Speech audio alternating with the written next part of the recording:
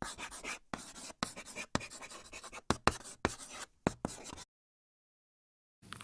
we couldn't do this on our own, so we're delighted to have the support of the University of Auckland, my old proving ground, if it happens, and particular thanks to Kate Backler for your continued support of Education Central as we've found our feet and now forging ahead, I like to think, so thank you for that. Also, a panel wouldn't be complete without panellists, so, and we have such a superstar lineup for you. I mean, I don't want to blow my own trumpet, but I was just really pleased that they've got this lineup here for you. So I will proceed to introduce them briefly to you. So we have a particularly warm welcome to the Associate Education Minister, Tracey Martin. Yeah, thank you, Tracey, for joining us. We've got Dr. Melinda Webber, from Associate Professor at the University of Auckland here. And just to make it interesting, we've got Melinda Webber and Melanie Webber, from Vice President of PPTA, and who's just finished a long day of teaching, I understand, up in Auckland, so there you go. We've got Dr. Michael Johnston from Victoria University of Wellington, or is it just University of Wellington now? I wasn't sure. Somewhere in between there. We've got Josh Williams, Chief Executive of the Industry Training Federation, beside him there. We've got the former Education Minister and National Education Spokesperson, the Honourable Nikki, Kaye. And last but not least, we've got John Murdoch, Principal of Murdoch College on the end. So, as you can see, impressive lineup there. To set the scene, really, so NCEA was launched in 2002-2004. It was realigned with the New Zealand curriculum around 2009 to 2012. Education Minister Chris Hipkins announced a review was on the cards December 2017, and then that review commenced at the beginning of this year with the formation of a ministerial advisory group who set about 6 big opportunities, which you're all familiar with. The purpose of those big opportunities, and I quote, is to provoke, inspire and encourage healthy debate. So we're taking the Minister quite literally with that and having that healthy debate right here and now. So I won't stand standing all night. I will join the voice from my perch here and we'll get this NCEA party started. So I wanted to start the questioning with the observation that perhaps one of the main concerns around NCEA has been the fact that we're assessing our students too much, and this is having a detrimental effect on student and teacher workload, and as a consequence, student and teacher well-being. Let's start with the Minister. Do you agree, and do you think the proposals address this? I don't know what the conversation has taken us to. So we've got the big opportunities that were to inspire debate, and then now there's that debate going on. So at the end of the day, those were just a starting point, and I don't know what feed-in they've had so far. But for me, where did this crisis of anxiety come from for our children? Because I'm also the Minister for Children. I'm also, as Associate Minister with 13 delegations, one of them is the well-being of our students, their mental health, anti-bullying, truancy, transients, and so on and so forth. I'd like to know where this crisis of anxiety came from. Did it come from over-assessment? Did it come from that if you fail an assessment in a future that we've told them that you can't predict, so while we're saying you must pass, you must get qualifications, we actually don't know what for? Have we provided them with so much uncertainty, but a continual reinforcement that this matters, this matters, this matters, do it now, do it now, do it now? Have we created this crisis of anxiety in our young people? Melinda Webber, do you have a opinion on that as someone at the coalface with that? Yeah, certainly anxiety levels are increasing, and they come through to us with that. But I think partly that's to do with national standards. We have, students coming in who have tutors at primary school because their parents have found out that their child is just average or slightly below average, and so they're starting to tutor them through from that point. So these children are being continually assessed by the time they reach us at year 11. That is just, they're starting to explode. Michael, do you think that the opportunities are addressing these sorts of problems? I think one of them is, the suggestion to reduce the number of standards and to make them larger in scope is a very promising one in that regard. I do think as well that we need to get more creative with how we do assessment. So at the moment, and since we've had NCEA, the approach has been to treat standards as if they're curriculum units or topics, teach them and then assess. Teach another one, assess it. I think we can be a lot more creative. We could be accumulating evidence through the year, and we could also be thinking about ways to make tasks more integrated into courses so they don't occur as constant assessment events. John, would you see such an approach working at Mana College? Well, yeah, I mean, there's a lot in this, isn't there? But I think we've basically, I think it was a sort of a big brother, little sister approach. The big brother being New Zealand curriculum, and the little sister being the assessment. And it's like the little sister, and I've got two of those. They're sort of, you know what little sisters are like? They're annoying and they demand attention. And it's like the little sister sort of telling the big brother what to do.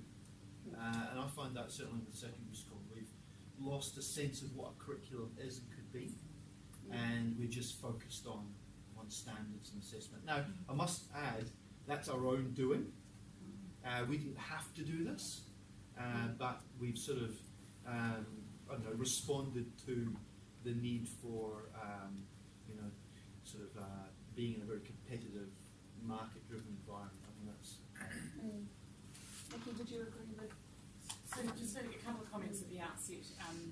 We reached out to the Honourable Chris Hipkins. Actually, the NCEA review is due to happen on a 5-year basis. So whoever was in government was going to have to make sure that there was a review and changes. The second thing is we want to work cross-party. We do not want to be in a situation where teachers constantly have ping pong, and that's why we reached out to Chris Hipkins. What I can say is I think it's the issue of over-assessment is not just about, to acknowledge what actually Melanie said, it's not just about NCEA. That's partly why I made the decision to shift towards progression, whereby there is cross-party agreement actually on progression. There's an issue though around what that looks like, and that cuts to the heart again of what are you assessing, why are you assessing it? These are the questions that I think we should be asking. And then what is that workload in terms of teachers? And I think there are some fundamental questions around our education system that you start asking, and just acknowledge the government in terms of the education conversations around the balance between well-being. In fact, I just sat down with someone around emotional intelligence versus other subject areas or deep critical thinking. So I think we've got some fundamental conversations that are going on there. I do believe that one of the good things out of this review, where there will be cross-party agreement, is that there are too many standards, and I'm sure we'll get into that conversation. I think that would help. This issue of internal versus external assessment as well, I think the New Zealand Initiative raised that in their report. That, again, will cut to the heart of what we think the workload is around teachers, and I think that's one of the big pieces of feedback I've had from teachers is workload around assessment. Well, that's a good point to lead us on to, and you mentioned we should look at what we're assessing and why we're assessing it. Let's talk about projects for a second, because that's been one of the big proposals on the table. We've invited a few questions from our wider Education Central readership, and I'll read from this one as a question from history teacher Toby Powell. It says, a year-long project, who on earth is going to mark this behemoth? I struggle to focus on one topic for a year with my master's degree, and we're expecting kids of 15 to do this. It'll be teachers doing all the work all year long with this. Does anyone have any thoughts on that? It won't reduce teachers' workloads if we do that. It won't. No, it will not. To do projects well takes a huge amount of expertise. Teachers aren't trained to do that sort of thing. The kids don't have the grounding and the disciplines at that point. I can't see how they can be assessed consistently. Isn't that interesting though? Sorry, can I just come back? Because, I mean, okay, I would agree around a year-long project, but actually Alfriston College, when Alfriston College was first built, Alfriston College decided that they would, because they had a lot of truancy, they suspended the curriculum for student-led projects for week 7. Their truancy dropped like a rock. The project work had to be approved by your teachers at the beginning of the year, and then in week 7, the students went off and did their projects. Albany Senior High, for example, releases for project work every Wednesday. So, is it that the fact that the project work has been written as an extreme, or, and because it's already being done in some ways and keeping connected? The next bit, if we think about project work, what would it look like if we actually decided, taking that comment, that we decided that NCEA would look like Te Whariki delivery? Te Whariki, learn through play. So what if we decided that actually we're going to assess what you know, because I thought that's what we were supposed to be assessing, what you know through doing, which is actually what Te Whariki is as you come up. Yeah, can I just make a point? Yeah, I think jumping to a year long is a bit of a stretch. Yeah. I know hundreds of schools, secondary schools, that do this 2, 3, 4, 5 weeks, and they measure it, and there's some great outcomes for kids.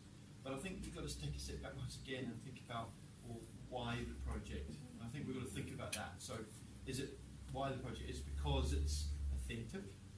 It's contextual, it's local.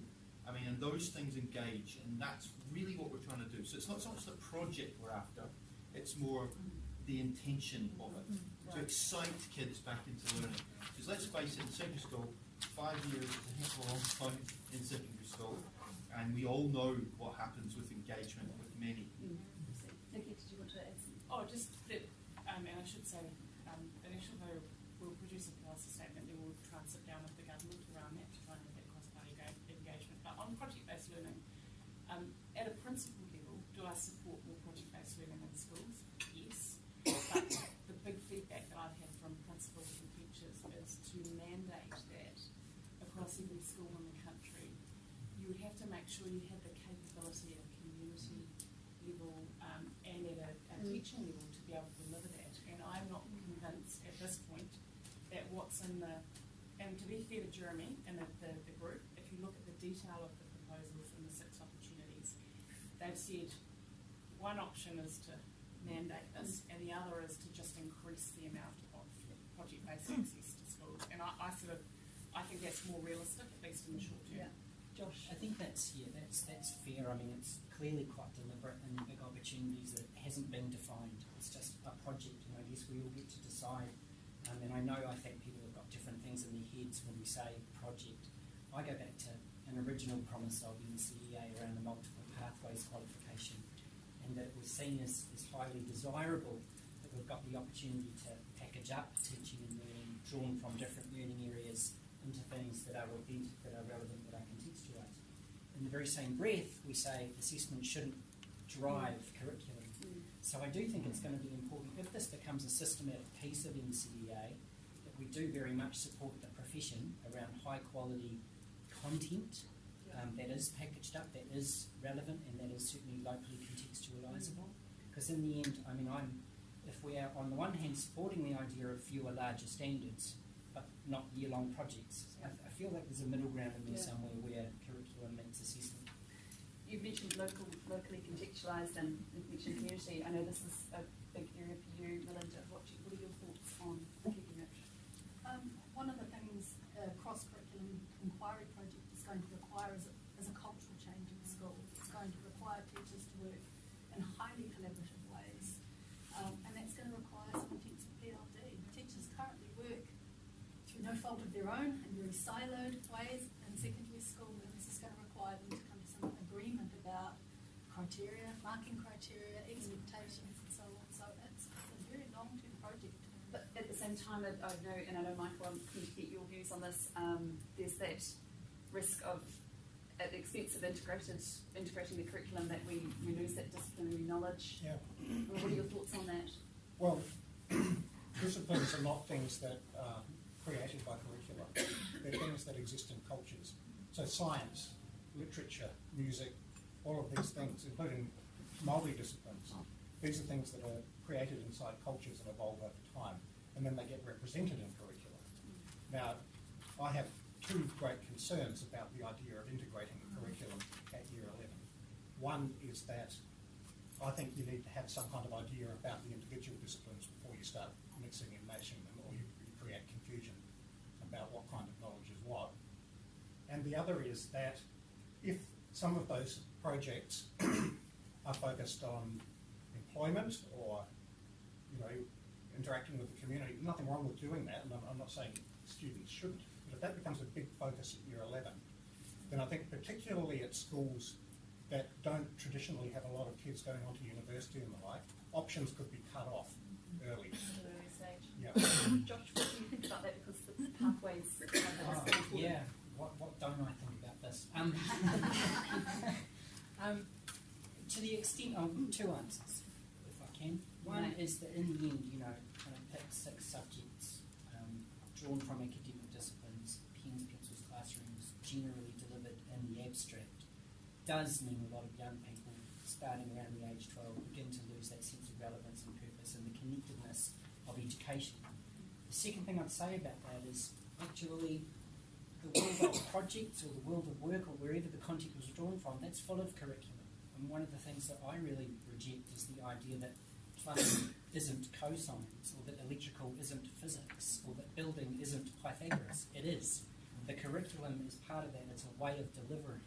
And so in a sense, to my second answer, I would argue that certainly given how we see the destinations of young people and the way they are retained in school now, that my God, the university pathway and a preparation for an academic pathway should be on the menu, but it can't be the only thing on the menu.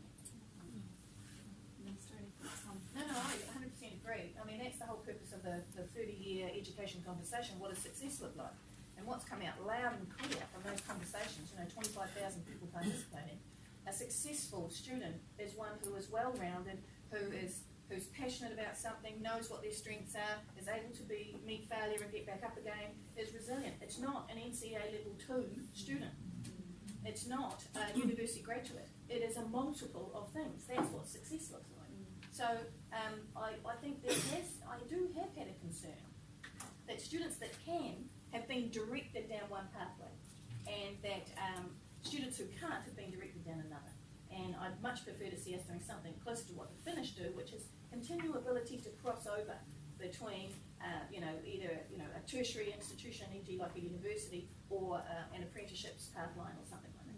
This seems a good juncture to ask this question from another breeder. This is from, while exam taking may be emotional in Auckland, it seems to be a sign of maturity and a desirable personal competence to be able to overcome one's own fears and worries. Hence, why would we want to dispense with the role of the examinations in schooling? Moreover, if high school exam performance is a good predictor of success at university, why would we want to deny some students the opportunity to prepare themselves for that option? This is getting into the talk about external assessment. Where did you get the idea that the externals were going? Would be my question to that. And also, sorry, I got this thing about that. So what it shows is on one day of a particular year, at a particular time, you were able to answer a test. My husband is a winemaker. He's an internationally recognised winemaker. He cannot do exams. They freak him out. I've never seen anybody like it in my life. But he cannot do an exam. He's failed twice. He's tried to go to university and cannot pass. Is he a successful human being? Yes, he is.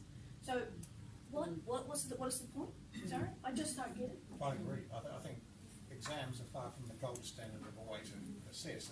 They greatly constrain what you can assess, for one thing. I mean, they have a place, I think, but I don't think they should be the be-all and end-all of an assessment system, and they shouldn't be necessarily the highest status kind of assessment either. If you need to learn a lot of facts and statements and things like that, an exam is a reasonable way of assessing that, although I take the point about, your husband, I was actually the same. I did okay in exams, but I, had a dreadful time. And I think a lot of students do. They're intimidated. It's an intimidating environment. And the NCEA data show that, especially kids from lower decile schools, really struggle in exams. They can access internal assessment.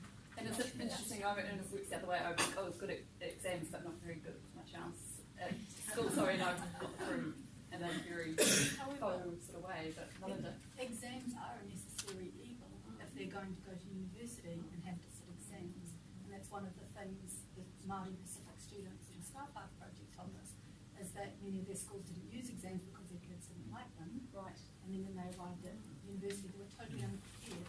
And are we sure university's right? That's That's a very good question. I think, Jude, that's one of the problems with this, the definition around this discussion. I mean, this discussion has been defined by 6 opportunities, but I think, it's a lot larger than that. And I think we fail if we just focus on those. And I know there are other reviews going on, like Tomorrow Schools, but I think we need to think wider on this. The careers advisor once just said to me at the end of a very long speech, they're about to go into the big wide world, we should probably show it to them. And in one sentence, that was my whole speech. And so, yes, exams are necessary if what you are practicing for is an academic pathway. So for me, the transformation of the senior secondary school has something to do with you are about to enter the adult world. Let's make that a soft landing. Yes. By spending some time in a polytech, a workplace, a university, find your own feet, discover something that you actually aspire to that matches with your dispositions, and actually the whole thing is the system is going to get around you to support you to do that. That's hard yakka, that's personalised learning, but in the end what it seems to me is that if anything, NCEA came along 16 years ago and was an attempt to transform the way teaching and learning could happen, and the potential remains there, but it was largely grafted on pick 6 subjects we're all practicing for university, and anybody else is a failed attempt at being converted into an academic, and I reject that. Right. Now I'm curious, we're talking about externals, right? And I know we're responding to the question, but surely the number one principle of assessment is to foster improvement in a learner. Okay, we can talk about summative and formative, but in some ways I don't believe in summative. I think everything should be formative, yeah? And so if we do believe in that principle, some of those principles, then that should take us along a different path around our assessment. I do, I do feel obliged with my unionist hat on to point out that one of the main issues is resourcing, and the elephant in the room is resourcing. We talk about personalised learning. Back in the day, Henry Ford used to say, you can have any car you want as long as it's black. Nowadays we want individual pathways for our kids. We want Teslas. We want to design the best possible personalised learning for our students, and yet we are still funded on that same industrialised model. And where that's coming out is in the time and the well-being of educators. Any thoughts on the funding question? Oh, look, a couple of things about the funding question. I don't disagree, except that it can't be the only answer. It cannot just be dump more money into a broken system, right? So that's the sort of a wider conversation that's taking place. Because here's the thing. What if we take the communities of online learning, and Nikki might pick up on this, but if we take the communities of online learning, what is our capacity to widen the ability to Skype our students into individualised classes, a larger variety of classes with, if we take IT, that stays ahead of the sector, more than any teacher could do. We cannot ask teachers to continue to stay ahead of what is inside the IT sector. But what if we actually decided that we were going to have mentor teachers? What if we decided that rather than just continue to have this array of subject specialist teachers, which we will continue to need for those base and bulk subjects, but we started to actually look at this concept of mentoring learners. So and I would think that primary trained teachers would be perfect to suddenly push up into that, when we get some more of them, push up into the secondary level and start actually to have 15 classes of multi-discipline students, but a mentor teacher who understands how learning happens. Can we think differently about how we teach, as in the numbers to the student and the way that we deliver? Nikki, would you like to? Just a couple of points to support what our panellists have said. The first thing is I believe that one of the challenges that we have is we cannot consider NCEA or even the secondary and primary system apart from what's happening at the tertiary level. So we have to be able to consider the future of work. In fact, I was on a panel with one university recently. They were talking a lot about how they believe tertiary is actually further behind where some of the secondary and primary system is. So that's the first point that I'd make. We have to consider the wider policies. The second thing that I would say is I'm very open around assessment. I think it's something that's raised consistently, the balance between external and internal assessment, and I think we do need to think very carefully about whatever decisions we're making, what does that mean for the workload of teachers. But then also, the third thing that I'd say, this issue, what are the big shifts that are occurring in education? This issue of if children are going to be able to drive more of their own learning, and I go and sit down with many kids in classrooms, what does that mean, and what does that actually mean for the future of assessment? What do we think about peer-to-peer assessment versus teachers versus external? And so I sort of feel that there are some things that have been raised as part of NCEA, but there are some broader issues there about the role of children versus teachers in assessment that might not have been. We were probably having a massive errand, but there have been 6,000 submissions, of which I have not read them all, so perhaps there's some stuff in there. I mean, one of the big criticisms of the system at the moment is there's too much focus on the accumulation of credits, and which encourages teaching to the test. I mean, how do we build a system that gets away from that, and that that recognises evidence of learning capacity? Who would like to take that one? I have a radical suggestion about Okay. this. Let's hear it. Well, I think that the idea of accumulating through credits through the year at the outset of NCEA was a perfectly understandable one. It does produce a certain kind of motivation, but I think we've got evidence now that it hasn't worked. It creates a stressful environment for students, and it constantly puts the focus on assessment, the next assessment, the next lot of credits.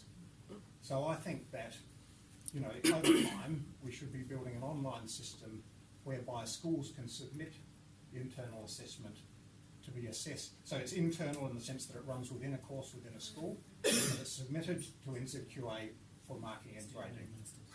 And that takes the burden of grading away from teachers. It doesn't take the burden of assessment away from them, but it focuses them on formative assessment, as they should be focused. It becomes integrated into their teaching, and so it no longer occurs as this extra thing they have to do.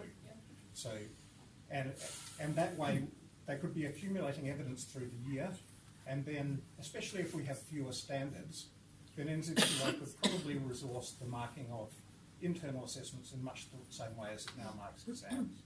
And another thing we'd achieve if we did that is greater consistency of marking across the country. Can I check? What we also need, what students in whānau I speak to ask for a lot, is really clear and transparent expectations about learning progressions, about exactly what a teacher is wanting from them. And they don't get that currently, so they're guessing. Whānau want to help their children to learn, to achieve, to be ready for university, but they don't know what universities expect. And I mean specific. These are the writing skills we need our students to have before they start university. That kind of level of detail. Can I support that comment? But also just to say, look, I've been really open. There are way too many credits, basically. So I support what has been said, and I've said that to Jeremy. That's the number one thing that's also come through is that we've got a situation whereby there is credit farming occurring, and we're not focusing enough on what it. And I think Brian Lipson raises this in the New Zealand Institute report, but whether it's creativity or whether it's functional numeracy and literacy, the weighting that we may give as well to certain areas is a discussion that we need to be having. We've got too many credits in my level. That's probably a good juncture to talk about level one. That's the number one opportunity of the 6 is reimagining NCEA level one.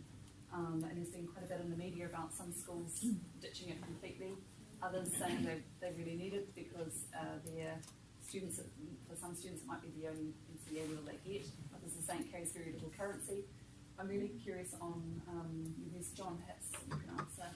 I went to a really interesting conference with the minister speaking, and Kaye was a principal's meeting. There was about 150 principals there, and what struck me about that meeting was the diversity of views in terms of leading their community. Some principals were standing up and saying, this is the first qualification this family has got, and you take that away, then it's a building block. I would challenge the person that said it's the only one that we're going to get. But where other principals were saying, well, we completely take a different view. So really talk with the idea that you can't mandate stuff. You've got to support leadership to know what their communities need. I also want to say that, less assessment definitely, but less credits won't necessarily mean better outcomes for kids, and particularly for Māori, Pacifica and low socioeconomic groups. So this magic wand, let's just do 40. That's not necessarily going to have great outcomes. We need fantastic teachers in fantastic classrooms and giving them fantastic experiences. So there's a bit to think about there, isn't there? Sure is. I think that's one of the things with so many of the opportunities as they were put out.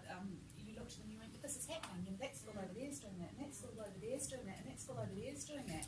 And it comes down to that lack of sharing of best practice and the time and the resourcing for that. One of the worst things I think that happened was rolling out 1 year at a time, 1 level at a time, because it locked in a lockstep practice of associating NCEA levels with year levels, and I think the idea that every kid had to do all three. I'm amazed that it is controversial at all, that any school would get in the headlines for saying, for some of our students, we're not going to do level 1. That was always the idea. I can vouch for this. I was there. Yeah. I mean, Tarquin, we've looked at you for 2 years. It's clear to us you're academically gifted and you and your family are aspiring for you to go to university. We now have 3 years to deliver you the best level 3 with all of the excellences you can eat, and you'll be getting that 80 credits. Meanwhile, what are you interested in so we can teach and learn and you can get in depth and your mental health and our bandwidth will both improve. Notice that. Sorry, I've seen a report recently that says that NCEA is actually, it may not be academically meaningful anymore, but actually from an employment perspective it still is. And so I think you have to think about why, I mean, I came through the school C system. So it had 3 levels, school C, UE, and then level 7 or year 7 to get scholarships. So that's what that time frame, that's what that parental body, that's what society knew at the time. Many of our employers still know it because they're my demographic. So they're still looking for what is the school C equivalent, the UE, but what we saw was that if young people had level 1, they were more likely to gain employment. So there is something about level 1 that is still actually meaningful to employers. If we used the vocational pathways and actually dropped skills of what you know how to do and started to actually spread the understanding of what was the vocational pathways into the employment sector, would we be able to do away with the assessment of level 1, but still have employers understand that you can be confident that this young person will meet your workplace because they know how to do that and that and that and that and that. See, I work with children and I worry about 15-year-olds thinking, the number of 15-year-olds who say, I know exactly what I'm going to do and I don't ever need to take science ever again, and next thing you know, they're needing it. So how does that You're match keeping with the those student's through. voice? I love it, but that's, I'm the Minister for Children, right? Yeah. We're trying to put children's voice at the middle of everything, and yet I keep getting adults that tell us that actually, how do we let children, how does that match with children's voice? How does us, the adults, saying to them, no, you couldn't possibly know what is best for you? How do we match those two things? See, I think about it, it's like doors. I heard someone talk about teenagers once and how teenagers run around and they're slamming as many doors shut as they can, and our job is to keep them open. It's about keeping those pathways open. And in itself, I'm not that keen on the pathways word, because pathways makes me think of a goat on the edge of a mountain.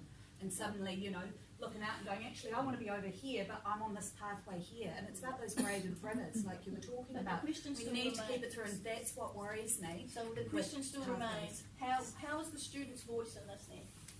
See, again, at the national event recently, I tried to listen really hard to the young woman who told us that she'd got 171 credits at level 1.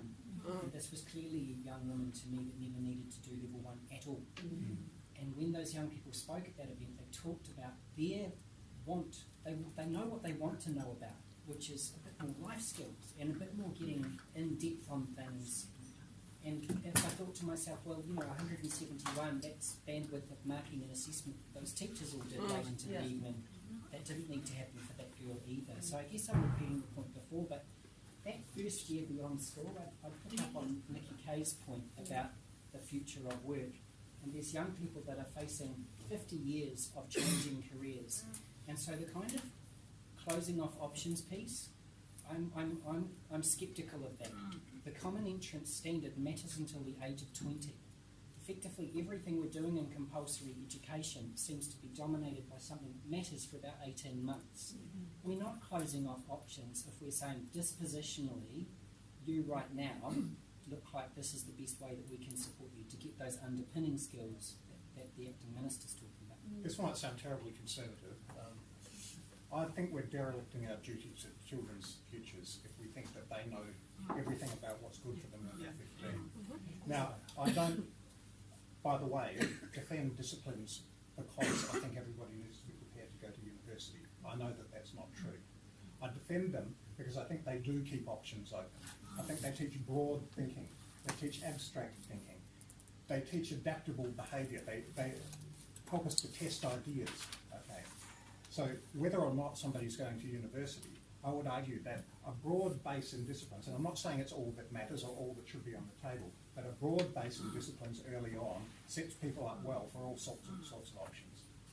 But the standards don't necessarily do that. Agreed. That's a different question.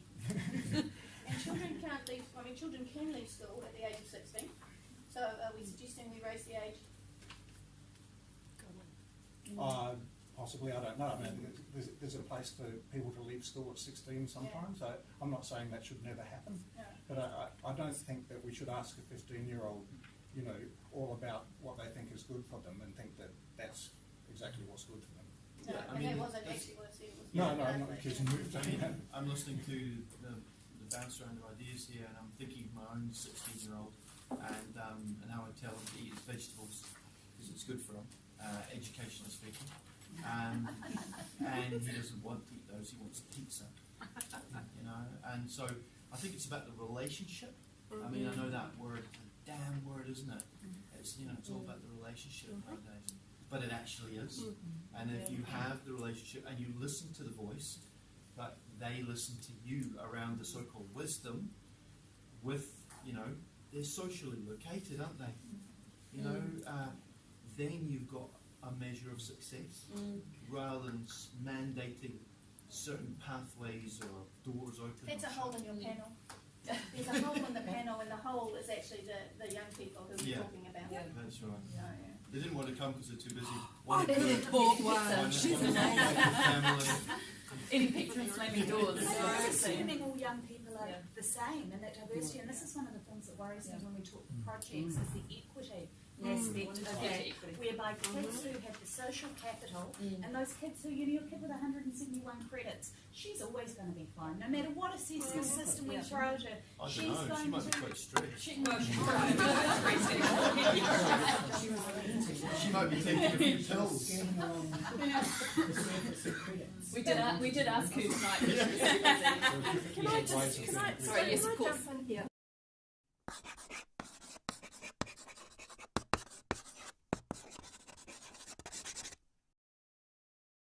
There's 2 points there. I'd like, can I just respond to that too? So, we know kids get to uni, but kids are smart. They're smart. It's the adults that are dumb. Often, and they're strategizing all the way through school and all the way through uni about which assessments they're going to do, which readings they're going to drop, because they're trying to manage in this environment. It's like they're married with 6 kids already just through assessment. Yeah. And so, you're dead right. And they're children. Yeah. School, They have no time to be in many kids. ways, we've forgotten actually what schooling is about. So here's one idea that someone has put through the NCEA, and I'm going to read it. One idea is to make NCEA a single qualification awarded on the basis of a student's best, say, 80 credits. This is more or less what we were talking a little bit before. So if they intend to remain at school until year 13, they can spend year 11 and 12 engaged in deeper learning without the burden of frequent assessments. Yeah. Would that have worked better for your... Yes. Well, isn't that what Finland does? Finland only does one assessment, one major assessment that is recorded at the end of the time when the student is about to leave school. The rest of the time is actually about what do you know? And if I take the thing about, so we've got high-performing students, crisis of anxiety, self-harm, suicide attempts, etc., etc. But then we've also got, when you fail, we've got this other group of students who only get NCEA level 1 or take 2 years to get NCEA level 2. And apparently they're failures too. We have just the messaging we're sending to our young people about what will happen to your life if you don't do this. We have got to change this messaging. Yeah. And one of the fascinating things is I deal with a lot of children and young people with multiple disabilities, including learning disabilities. Yeah. Once they get out of the school system, they can achieve at university, and they couldn't achieve at school. And their whole world shifts, but they have to wait and be in a holding tank for 10 years to figure out, I'm not actually dumb. Well, I actually just launched something on Friday about that. I know, I saw. And I think Wānanga is a perfect model for, and again, some of the what happens in the Wānanga and something that comes up from Te Whareti about, celebrating people and celebrating how you do stuff and pulling knowledge out of that. Melinda, I'm interested in your views on this, particularly around Māori and Pacific learners, and how we create a system that allows all students to achieve in a way that's relevant to them. Well, one of the things that Māori and Pacific whānau have told us is that the NCEA program is currently too complex. So they drown the in information, and they don't ever get enough. A one-night parent evening where somebody explains NCEA to them is not enough. So we really need to simplify whatever the pathways are going to be for them to understand. We also need some kind of data utilisation or imaging program where there are access points for parents, for students, for the MO or E4, so that everybody's on the same board about where these students are at, what they need to do next, what they've missed, what reassessment opportunities are coming up, and so on. At the moment, every school might use a different SMS. They do. We actually need a nationwide. Well, we're working on that. So that's we are working on that. And also one of the other things that they ask for consistently is an academic mentor in the school. And that relationship that develops needs to be enduring. They don't want to change every year when they get a new form teacher. They want the same teacher who's established a relationship with their whānau, so when they text the whānau responds. It's different all the time. What about taking that conversation from the school to the next step? Josh, what are your thoughts on that and continuing that conversation from academic mentoring into the workplace or tertiary options? Well, I think just to pick up on, that system that might provide particularly parents the window into progress reminds me of what John was saying about formative summative. If we took away the fear factor around the summative, particularly for schools in the Metro magazine, and we reported where our leaders were at, but that, we were all on the same page, including the next recruiter, whether that be an employer or another tertiary education institution. So we are actually taking some of that fear out of the system. But look, I worry most deeply about that project that says we have to keep all the doors open, because we don't know the future. The jobs of the future are changing, and we know people are going to have these kind of weird careers. And so to me, actually, sort of dispositionally, last night I was in Gisborne. We had 2 of our apprentices talking to some young people about their pathways, and they did know by 15 or 16 that they had had enough of classrooms. 12 years of classrooms was enough for them. But what the school told them was, well, you better buckle down, or otherwise you won't get the grand prize of another 4 years of classrooms. It's hardly inspiring to these guys. My school knew I wasn't going to play prop for the first 15, but they knew I should talk to the debating coach. That's what educators should do. Kids are different. I've got kids, they're different. So I really do think that while it kind of comes back to a personalisation piece, and it doesn't mean that we're closing off options, because you're allowed to go later if your life allows you to.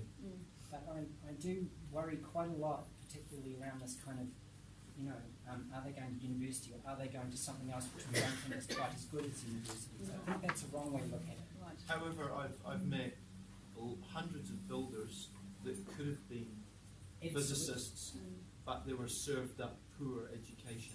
And they carry a chip on their shoulder about school, No, even when they're super successful. Can I just say this? So, as the chairman of the board of Mona for years, I had this conversation with our principal at one time, great guy, but I said, if one of our students wants to go and their aspiration at the moment is to work in the local chemist, and that what looks like success to them, then that's success for us. And he said, no, it's not, we want them to be the chemist.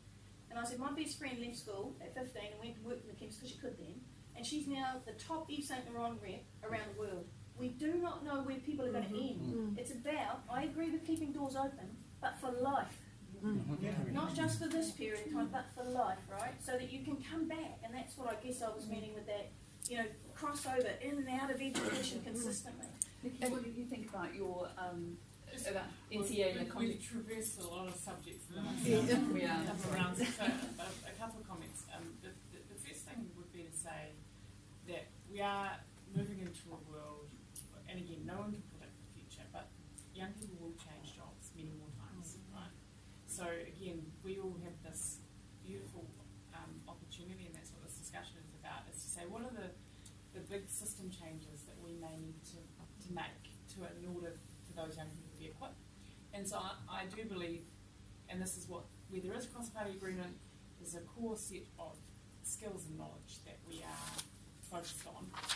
And then there will be, I do believe NCEA has sort of touching on Josh's point, some of the way that it's been designed, it's led to some things that should never have occurred. So the fact the year levels, again, if we want every young person to be able to go at the progress that they can go at, and that actually accept that many parents, all they want to see is what their progress is of their child, then you would design it differently. The second thing I'd say, which touches on Melinda's point, is there is a bit of an elephant in the room. There is huge inequity, and it hasn't been mentioned tonight, but I sat down with a group of iwi leaders yesterday, and we want every young person to not have a predetermined view, and that is not that comment about bias. That is not a reflection on teachers. That is a society thing, and I think we're going to have more conversations about that, because however we design our qualification system, whether we say, look, we're going to lock people into certain careers via our career development system, whether we're going to say, look, the reality is you're going to go down this pathway and you're going to get 10 opportunities, there is a conversation about bias to be had, and that, for me, is not about just educators, it's also with families and whānaus.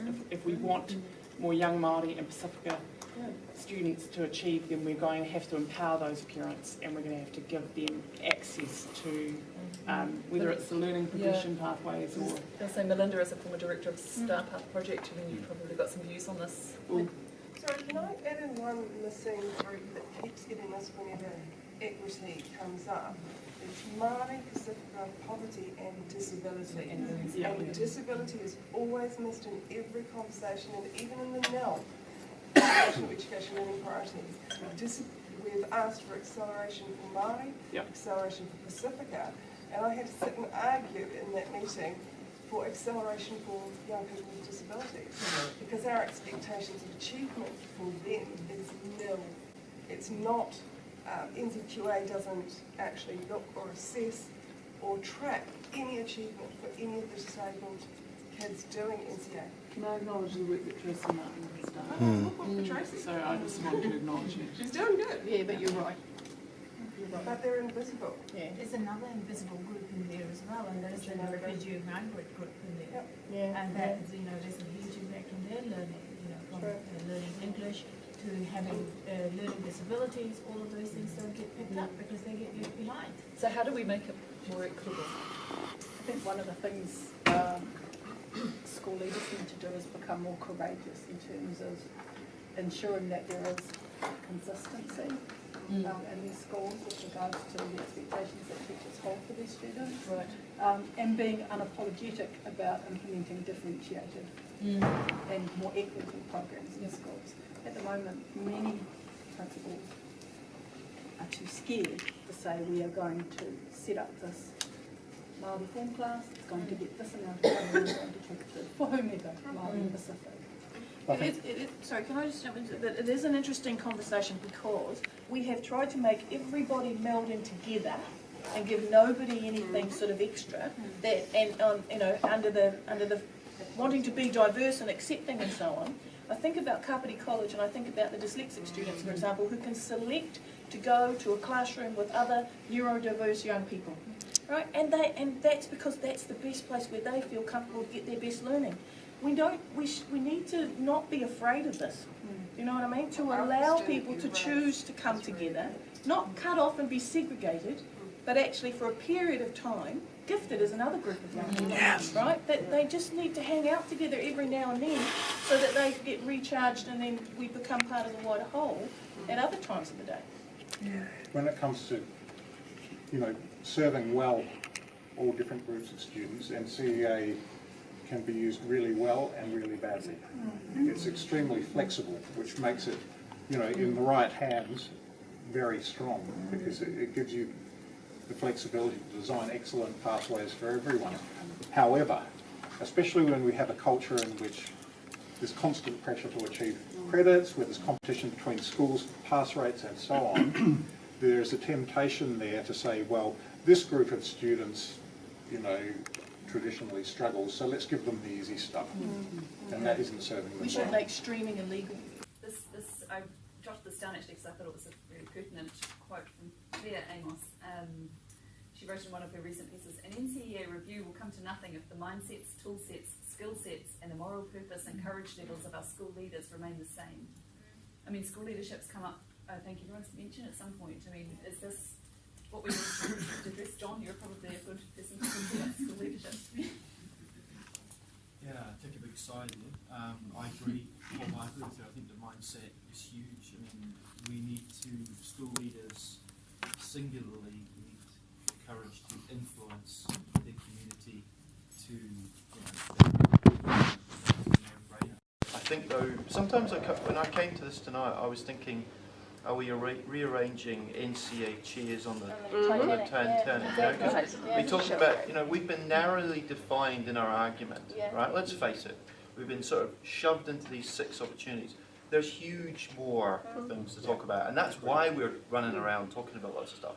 But let's talk about the equity issue. Let's talk about that Titanic, or actually the holes in it, because only when we do that will this place be, this system will be something that we'll be proud of. And if you think about it, 1989, I wasn't teaching, I'm far too young for that. But did we not appreciate the market forces that were going to drive us in that? I mean, you can say be courageous leaders, but you look at how many kids have gone to decile 10, 8, 6 schools, and how many kids have left from decile 1, 2, and 3 schools. And then you look at the operations grant or the funding that's available, or even the quality of teachers that go from point to point. It's about 100,000 kids in 20 years. Yeah. And you also need, you also need a government that allows you to be brave. And that is, like, as I just had Bali and all the Tomorrow Schools people in just before I came. And that's, what we now know is what we know is what New Zealand believes success looks like. And so how do we need to change Tomorrow Schools to give back the power to the profession, to actually recognise the profession as educational leaders, make sure we have a review system that supports and enhances rather than creates league tables or whatever. Yeah, so let's have schools that can't fail. Yeah, okay, well, let's have all schools that can't fail instead of competitive market. Yeah, how do we work move on away that? from that and move away from parent choice, which is, another word for competition. Competition. Nikki, sorry, Josh. I just wanted to say, one of the things I've observed over the years is recalling Michael and I were both involved in the scholarship debacle of 2004, weren't we, Michael? NCEA quite often gets the blame for what it tells us. It is a much more transparent system than the one it replaced, which was actually part of the point. So when it tells us that there's a group of kids in our schools that do just enough, well, actually, they've always existed. We just know that because of the NCEA. If we think there are too many school leavers leaving without basic literacy and numeracy that will really allow them to participate and succeed in the workforce, well, that's true too, but the NCEA kind of, shines a window on that. So I just think it's worth noting that to that bigger conversation, we do end up starting at the assessment end, and we sort of look for an assessment solution when there may be a teaching and learning or a structure or a system problem. I think that's largely true. I think that's largely true. I think it's not entirely true, and that's because it will always be the case that how you design the assessment system has an effect on curriculum and the curriculum that the students experience. So to the extent that NCEA is different than the previous system, it will have changed the way the curriculum plays out in classrooms. And in particular, I think, the fragmentation of the curriculum through the fragmentation of assessment is a real issue that we need to grapple with. Taking things apart and not putting them back together is a real problem. Nikki, you wanted to add? Just 2 or 3 points. First thing is around the issue of equity, and to acknowledge that is, again, much wider than NCEA. Regardless of what people's views were around our proposals in terms of the decile system, the decile system is only 6% of school funding, right? The second thing is, though, that when I sit down with principal of Northland College, that's the school I've visited the most as a minister 3 times versus a conversation with Rangitoto College. When I think of inequity, it manifests itself in multiple different layers. There's a funding issue. There's an issue for that particular school in terms of their access to leadership.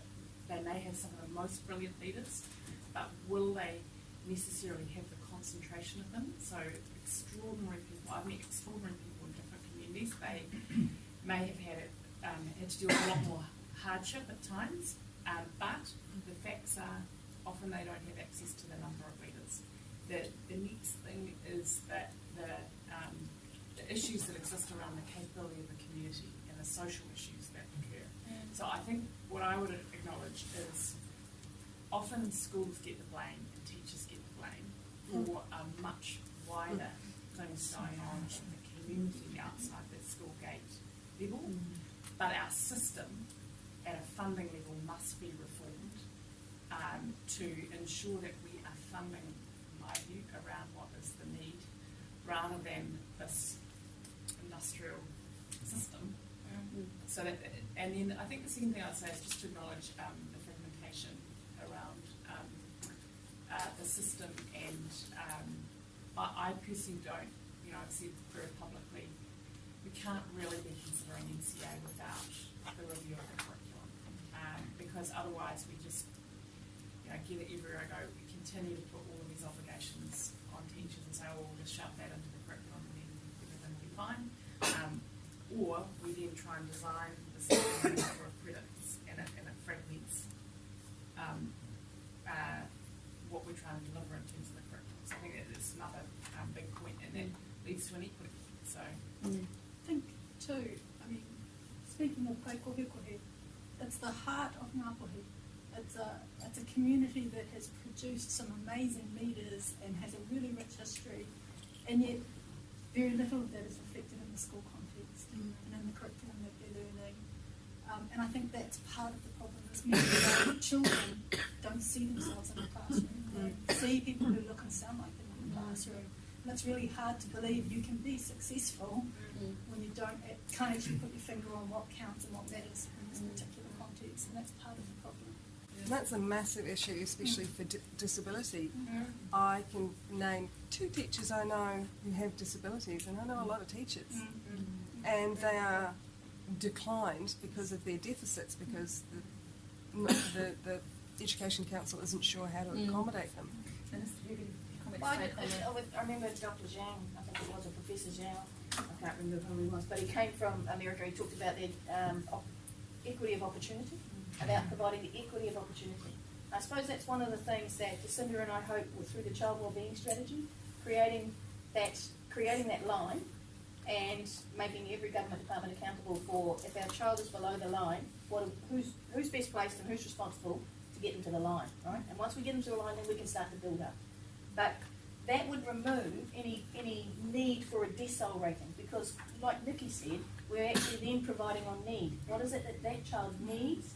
How do we get it to them? Which goes to sort of from the Disability and Learning Support Action Plan, that's the basis of that. So I think we agree it's about equity of opportunity to be the best you can be. And there has got to be, again, I'm going to go back to Finland, they just set that line, wherever you are, no matter how far away you are, and how much it costs to get it to you, you'll get it, because that's what actually having a right to education, public education and so on and so forth looks like. We've got a great model even closer to us, and that's the Māori medium education system, which suits our kids well, and yet we're not asking them, what are you doing? How are you doing? How are you designing programs that engage kids? One comment on delivery, and it was a challenge that was raised by some of the leaders yesterday, and they said, how are we going to get more Māori principals? So that I just reiterate what you said in terms of supporting more people to come through. Let's open it up to the floor. We've got a question from the back there.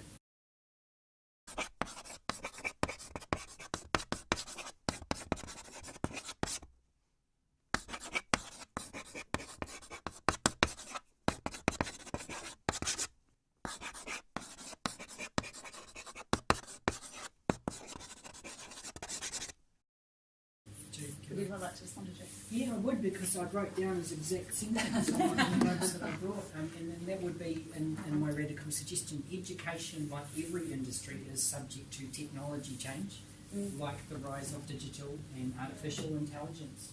To that extent, my thing would be, let's digitise as much assessment as possible, and I'd go further, let's make it adaptive. So we're teaching and learning, we're doing projects, we're doing disciplines, but then when the young person is ready, the machine, because whoa, there we are. Sorry. Pounds no. It's very dramatic. Artificial intelligence is such that Technology failure. Really did. Yeah, no, but here's the thing, right? Just like in the game, you give them the level 1 question, you get it right, you get the level 2 question, you get it right, you get the level 3 question, you get it right. Suddenly we would break the lockstep between the NCEA levels and what we're actually, what we all want to do, which is let teachers teach and let learners learn. Let's put as much of the assessment into the machine as possible. It dissolves the external, internal, which is kind of a bit artificial anyway. That's my thing. As long as it's not an actual test machine. Well, right? that's right, because then you greatly narrow what you're actually assessing. But, you know, the broad concept is right. The fact that we have 3 levels of NCEA is completely historic. It's just to match the old system, as you were saying before, Minister, about the employers expecting, you know, something matching school certificate. I think we should have 1 certificate. A school leaver certificate whenever you leave. Right. This is what you know. That's right. What we know This is what you you've know. achieved so Right. far. And why actually put a number of credits on it? What's different between 79 credits and 81 credits? Why not just report the standards that have been achieved, and that's that? Then people can see what's there. You know, the universities can use that, employers can use that. But we've had stunning cases with employers who have gone and looked at someone's report and gone, oh, they've got an A, that's great, and hired them.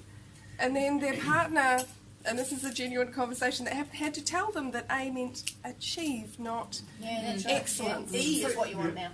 Yeah, which of course looks like a fail. So do we need to be educating our employers, the tertiary, the wider public about what we're doing? It's We are. really impenetrable. I'm a year 12D, so I look at a lot of standards, and I look at them and I go, what does that one mean? And the kid looks and they go, oh, I don't know. And then we work it out. You know, we have the little kid names of what it actually means in there. It is a very tricky system, and this is what makes it so hard for parents to support their learners. And It's what allows people to get through on the, you know, to put kids through pathways that are actually taking them nowhere. So the parents go, it's great, my kid's got level 2, and then realises that actually there's no pathway through for that kid to level 3. There is no valid pathway for that kid, and they would have been far better off getting their level 2 somewhere where they're going to be learning something rather than just nonsense. I think also the idea of, as we're talking about profiles and sort of records of learning, aren't we? And I think that needs to be consistent and well understood, but also not just NCEA. Well, that's one of the opportunities, isn't it? You know, and I love that idea, you know, the notion that we're going to show what kids can do outside of the assessment. Because there's so many things, I wouldn't say go and assess them, but, you know, let's bring them to the fore so that people understand them. Right, Nikki. Again, I actually sat down with NCEA the other day and asked them the question, I said, how confident are you of the NCEA discussion, but that will be able to evolve with how fast technology is moving, but also that at an ICT infrastructure investment, my view is education, our teachers and our principals have been underserved because if you compare other areas of government where there's digitisation, there's a whole lot of paperwork and workload that teachers and principals have because that investment hasn't happened. Right? The second thing is that I also believe we're not going to get the change that we need unless we also reform the ministry, right? Education system, and that involves their systems and them becoming more technologically savvy. The other thing that I would raise, I do think we are dealing with a lot of legacy structures around assessment that were for an old world. And then I think the other thing I say is totally separate to, let's imagine we have a situation, we have all the technology, there's less reduced time for teachers, I say this often, I believe the great teachers have always taught kids how to think, have always focused on empathy. And we have all the technology that we want in the world, and we need to realise that while there is a role for accepting that young people will need to know how to direct technology in the future, we do not want them online for the sake of it. And I'm deeply concerned about that, and that we're not. So that's, I've taken you into another area, but that we've got kids online for the sake of it, and we think that technology will solve everything. We went to the shiny thing. We went to the shiny thing really quickly. There's a role for it, and there's nothing to prove that they've got smartphones. We're talking about anxiety. I think social media has massively fed that.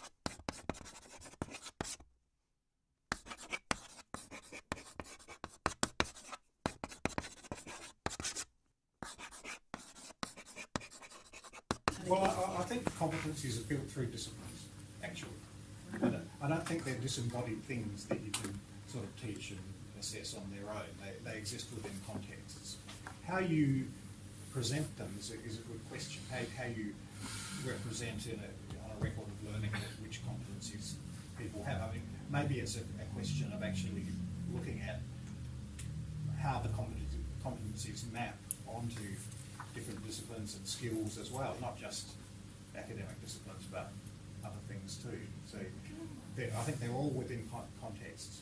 Can I just, sorry, so if I just heard you correctly, we're gonna like assess the key competencies, which is actually about being a full human being. To me, and it can be done. Sorry, no, I think okay. So sorry, so that was kind of like no. Okay, that's cool then. Because I don't see it on the record of achievement, right? But if we asked how do we can assess it out of a context or inside the individual's context. We do it inside primary school all the time. We ask children to tell us how they feel about themselves inside this or about that or whatever. We constantly ask children inside the primary school to fill out forms, and it can be as simple for 5-year-olds as smiley faces and sad faces. And how do they socially interact, and how do we teach them to self-moderate and so on? We do that at primary. We can do that all the way through. We do that in school.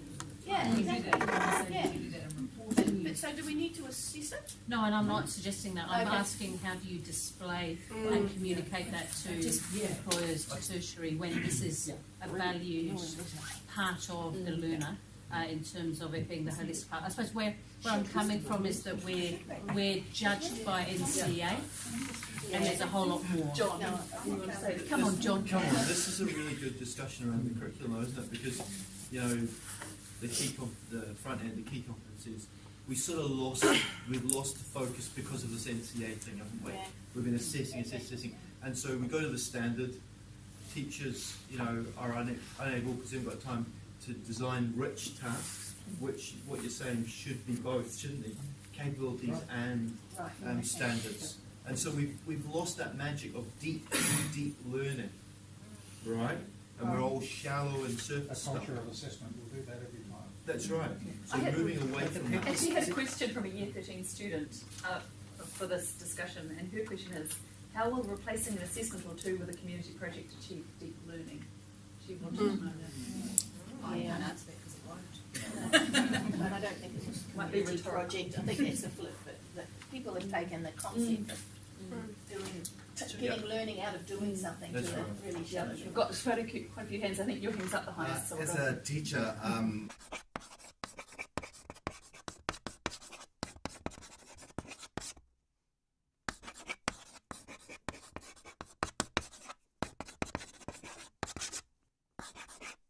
Just really quickly for me, first of all, we just put them back on the radar.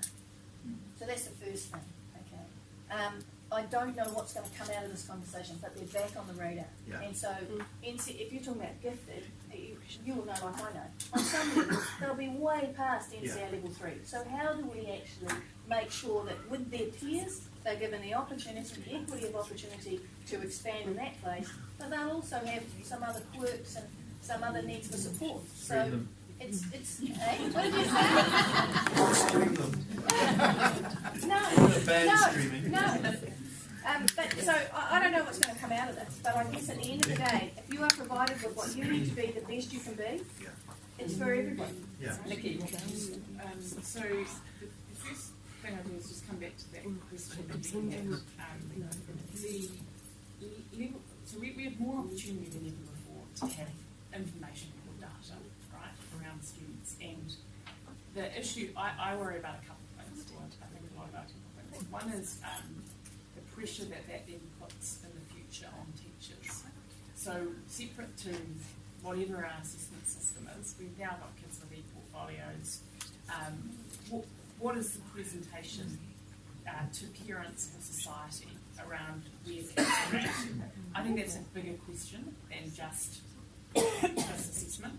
I do think, though, what has been helpful around the NCEA review is I'm very supportive of a social, the expansion towards a social report, which is really the recognition of not just what's happening at the NCEA level, but other things that children do. And actually, I pushed as Minister of Youth Development the investment in a small project, which is really the pilot for that. The other question that you asked around those children that may be considered, maybe use different language, but more gifted. I met with Deborah actually recently, and she runs an organisation that obviously is very focused on this. And I think the cross-party agreement that exists now around progression, right? If we're true to that, and we accept that yes, we will have a qualification system, but that we're going to continue to enable young people and to be able to progress. And that means that you do end up having a conversation about learning progressions and what that looks like in terms of competencies, but that they can drive their own learning and that we don't have a situation where they think they've just got to stop at this level. Yeah. That's one thing. The second thing that I think Deborah, if she's watching, or would argue is there is greater support for for those children who have access to other resources, and I know that Tracey's really indicated that she's focused on that. Progressions are critical, but actually identification is even more critical because there are huge cohorts of students who never get identified despite things. That's why we need universal screening. And that's why I'm in classrooms every day, and I think that's a great question. There's three reasons I reckon why you don't get to those gifted kids. Yeah. The behaviour manifested because they're not screened or identified, right? Yeah. The second one is you teach to the test. Yeah. You've got to get them through. Yeah. So you'll forget those fellas, they'll get through. And so we've got to get the middle and below. Yeah. So you get one hand or one leg, get the behaviour right. Yeah. And the second round, okay, let's get this right. Yeah. And you don't have time to design which tasks for the kids. And they've already different. passed. Yeah, exactly. So, but those, behaviour is a kind of disgusting word, really. We too often talk about behaviour. Yeah. But it's right. You did right. It's identification for those kids. Yeah. Thank you. Jack, another one.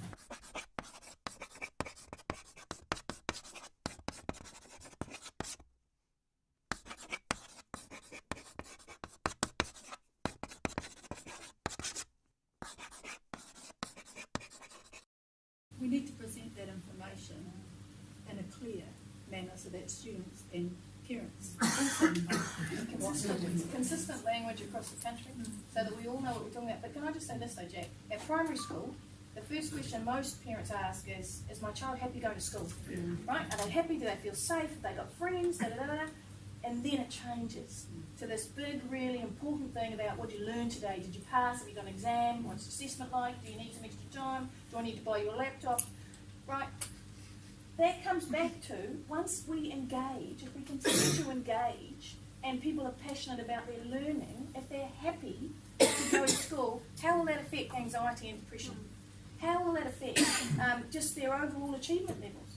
But I've just seen a report the other day. Progressions up to year 4 are at where we expect them to be for all of our students, most of our students. From year 4 onward, the progression starts to slow. Something happens from year 4. So what is it that they think about themselves or think about the world or think about their learning from year 4? I mean, it's not just students who are anxious, whole families are anxious. A child's success is everybody's success in a whānau. A child's failure is a whole whānau's failure. This is a high stakes activity. And in my noticing, this anxiety is increasing as the years are going by. There are more anxious students coming in from primary schools into secondary schools, and they're not managing that in themselves. Drowning in the complexity of that. Do we have any other questions from the floor? Yes.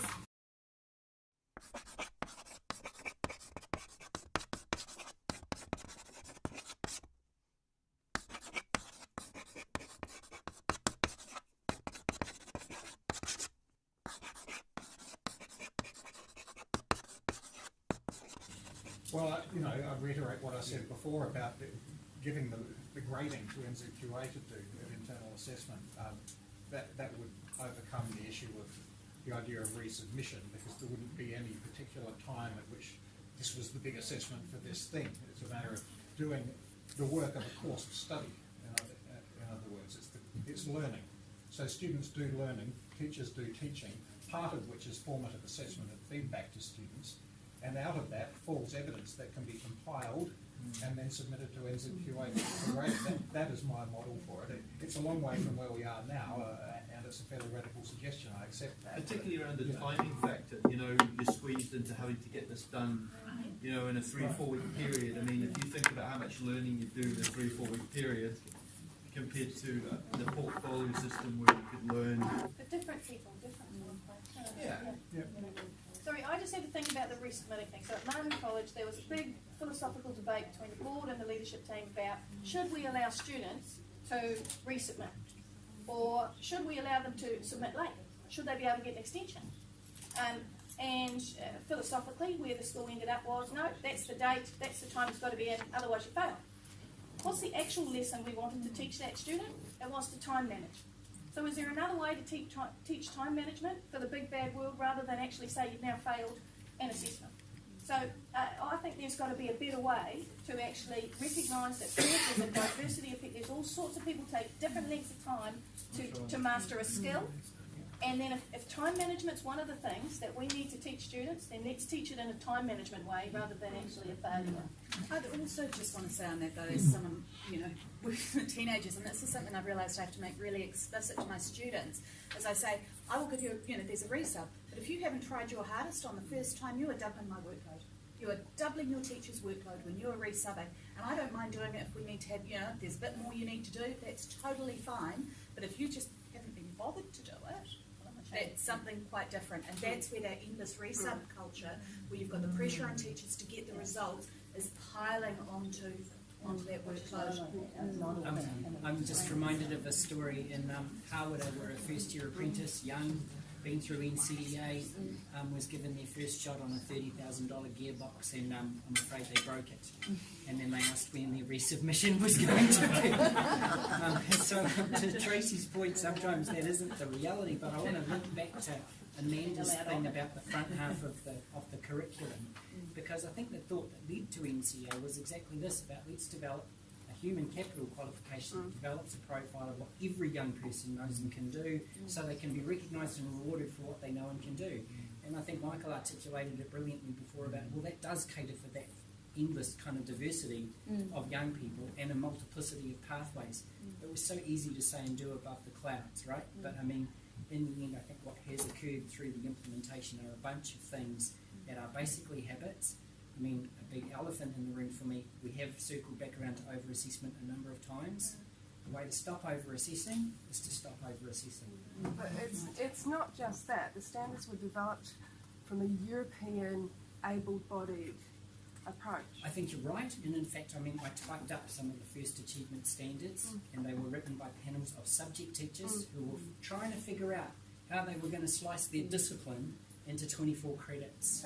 I'm just conscious And I'm sure, and the audience was their colleagues, because it was a new system and the colleagues needed to understand what to do. I think that's why employers that I talk to say, I know you've got NCEA, this tells me nothing about your skills. Absolutely. Thank you, Josh. I'm just conscious of time, and I know Nikki and Tracey both have engagements to get to. Ladies and gentlemen, please give our panel a very